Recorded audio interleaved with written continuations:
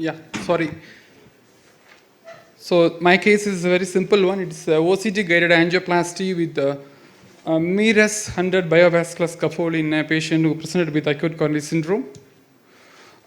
You all know that BVS presents a novel horizon in interventional cardiology and potential long-term advantages including the restoration of vasomotion, positive remodeling, and reduced incidence of late and very late scaffold thrombosis. But the results with the absorb is not that good. The shortcomings of first generation BRS are evident from the absorb's failure to satisfy both acute and long-term clinical success. This is due to the thick studs and high profile. So now we have a next generation BVS from Merrill Life Sciences, a MERS 100. This has a stud thickness of 100 micron compared to the BVS of Absorb, it is 150 microns. So the next generation MERS does offer a new light hope for the use of BVS in 2020. Recently it has got both the CE mark approval. Along with MERS, we now have Dissolve, Magmaris, Phantom. These are the currently available BVS in the market. Especially it's available in India and Europe. We have now data from the BRS. 3-year data is available. Both clinical data and the OCT data is available, which hints there are very low MACE rates compared to Absorb. Absorb had a MACE rate of around 8%, whereas MERS has a MACE rate of 1.8%. So this is the main difference between the Absorb BRS and the MERS. So you can see the stats difference. Here it is 100, whereas here it's 150 microns. And for EC deployment, we have a triaxial markers here.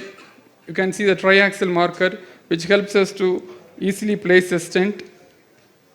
So going into my case, my patient is a 39 years old male smoker. He presented with antral MI thrombolized elsewhere with a moderate LV dysfunction.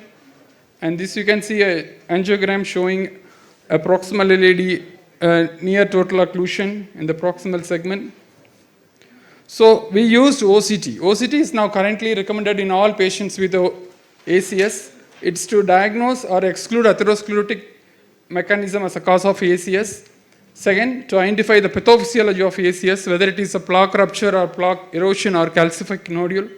It can identify even vulnerable plaque, whether the patient has thin cap fibrothroma. Everything can be easily been analyzed. And now there is algorithmic approach. This is the current one which everybody has to use in all patients because OCT has important implication in patients with acute ACS. So it helps to differentiate whether you have a plaque rupture. This one first is a plaque rupture. There you can have a plaque erosion, which can be a definitive erosion or probable erosion. Sometimes it can be also due to calcified nodule. If you have a plaque erosion and if the MLA is very nice and there is no severe disease, we can do away with stent. This is a current concept. We need not put unnecessary stent in all patients with plaque erosion. But if patient has plaque rupture, these patients should be treated with stenting.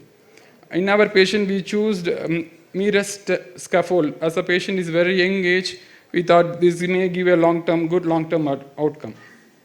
So this is the OCT picture you can see. You can see nicely the plaque rupture, which is defined by the empty cavity with the overhanging edges, which was demonstrated in our case. Plaque rupture was the cause of ACS in our patient. You can see here, this is a ruptured plaque, nicely seen here. The same thing you can see in the plaque rupture. So we deployed the MERS 100 biovascular scaffold in this patient. You can see the triaxial marker, which helps us to easily decide the exact site where we are going to land. We used a 3 into 30 millimeter BVS. And few words about this one is the scaffold. It's the first drug in the world to have a sirolimus eluting biovascular scaffold, comparing to Absorb. So, and the triaxial marker plays important. role in implanting the stent. And this slide just shows the difference between the absorb and the currently available mirrors. So this is after OCT angiogram showing after implantation. You can see the triaxial marker in the proximal and distal second. And this is the OCT after implantation. You can see the nicely opposed, well opposed scaffold to the wall.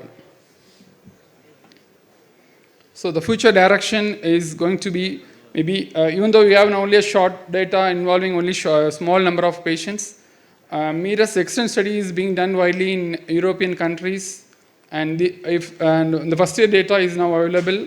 It also has a low MACE rates.